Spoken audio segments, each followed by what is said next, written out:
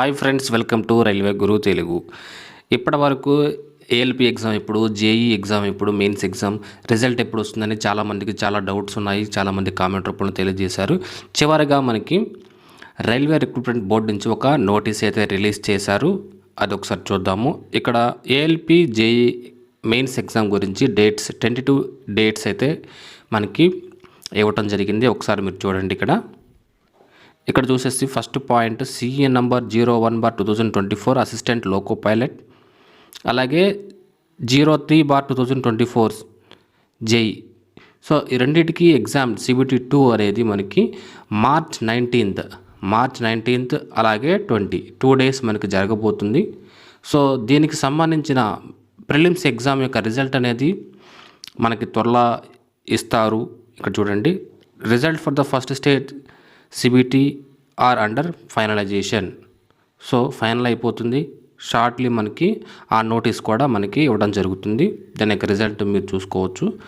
అలాగే ఇక్కడ ఇచ్చినటువంటి డేట్స్లో ఒక కన్ఫ్యూజన్ అయితే మనకి క్రియేట్ చేశారు. అదేంటంటే ఇక్కడ ఏఎల్పికి కొంతమంది సెలెక్ట్ అవుతారు, అలాగే జేఈ కూడా అదే పర్సన్ సెలెక్ట్ అయితే కనుక ఎగ్జామ్ డేట్స్ మనకి 19th 20th ఇవ్వటం వలన ఇక్కడికి ఎగ్జామ్ సెంటర్ అనేది ఏఎల్పి జేఈ ఎగ్జామ్ సెంటర్స్ కనుక డిస్టెన్స్ ఎక్కువగా ఉన్నప్పుడు రెండిట్లో ఏదో ఒక ఎగ్జామ్ మాత్రమే రాయగలుగుతారు. కాబట్టి దీని గురించి వాళ్ళు ఎలాంటి నిర్ణయం తీసుకుంటారు అనేది తెలియదు మనకి.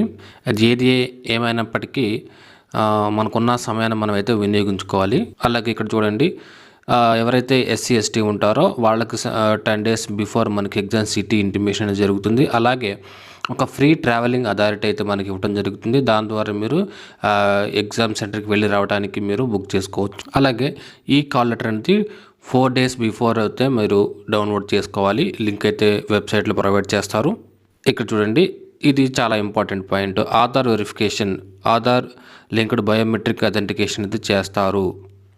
సో మీరు ఒక ఒరిజినల్ ఆధార్ కార్డ్ అయితే మీరు తీసుకుని వెళ్ళాలి.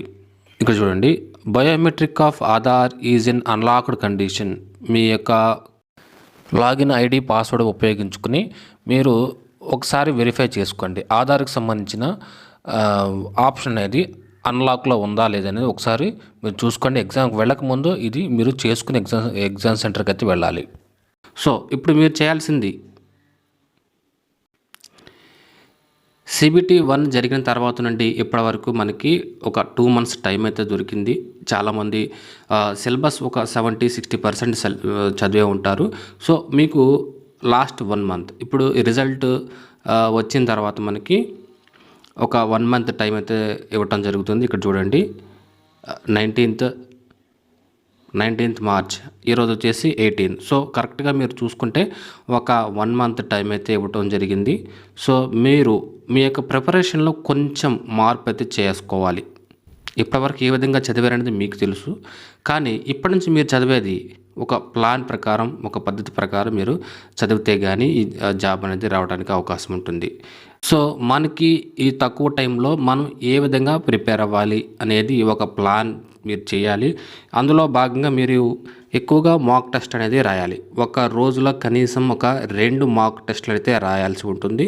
వాటి యొక్క అనాలిసిస్ కూడా మీరు చేయాలి. దానిలో ఉన్నటువంటి వీక్ పాయింట్స్, దానిలో ఉన్న మిస్టేక్స్ మీరు ఏదైతే చేస్తున్నారో వాటిని మీరు రెక్టిఫై చేసుకునే ప్రయత్నం చేయాలి. దాని నుండి కొంత నాలెడ్జ్ అనేది గెయిన్ చేసుకునే ప్రయత్నం అయితే చేయాలి.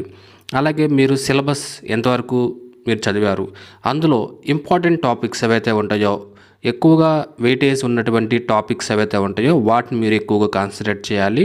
ఇంపార్టెంట్ టాపిక్స్ని మీరు ఎక్కువగా చదవాలి.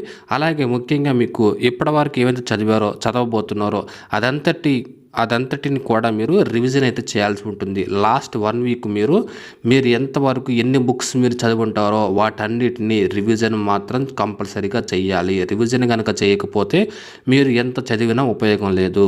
చదివిన వాటిని రివిజన్ చేస్తేనే కానీ మనకి ఎగ్జామ్లో గుర్తుంటుంది, ఎగ్జామ్ మంచిగా రాయగలుగుతారు. కాబట్టి ఈ 1 month మీరు మంచిగా ప్లాన్ చేసుకోండి. డౌట్స్ ఏమైనా ఉంటే కామెంట్ రూపంలో తెలియజేయండి. Thank you friends.